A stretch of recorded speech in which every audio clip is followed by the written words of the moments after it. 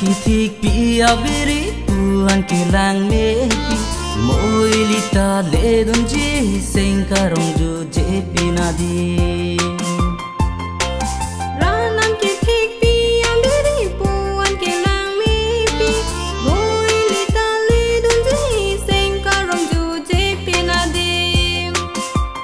lasili ro nam ji lasili ro nam ji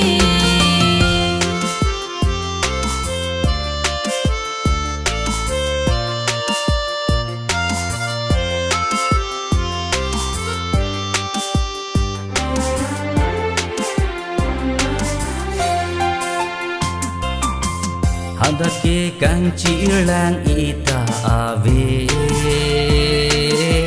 hada ke me kri me lang ta ave hada ke phere ning bita ave kai ke ta ke ro ang di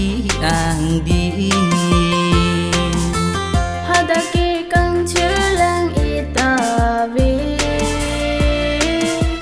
hada ke me kri me lang ta ve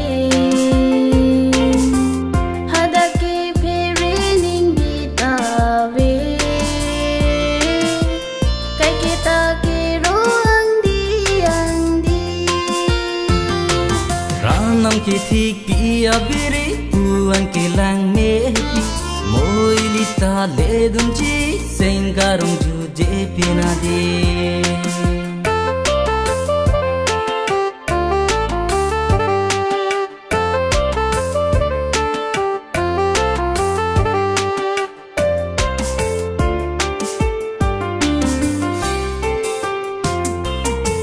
lasi ili pirbi to ti ahule ranama phanro archo nanji lasi ili che the to ti ahule ranama phandri venangji lasi ili pirbi do ti ahule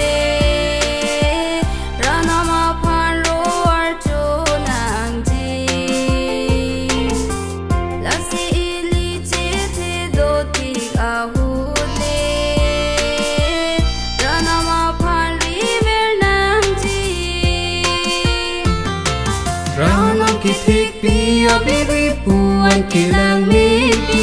moi li ta le dum ji sing karong ju je pi na de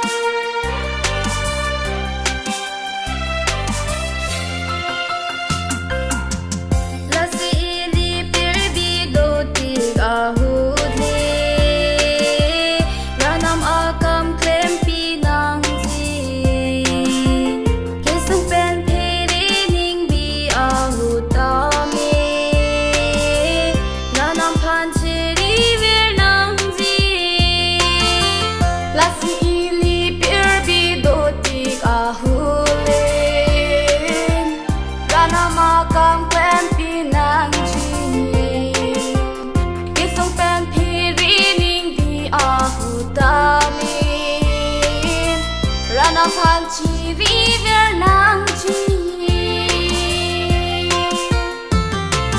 ranam ki thik pi abiri puan ki lang me pi moi li ta le dum ji sing karong ju je pi na di ranam ki thik pi abiri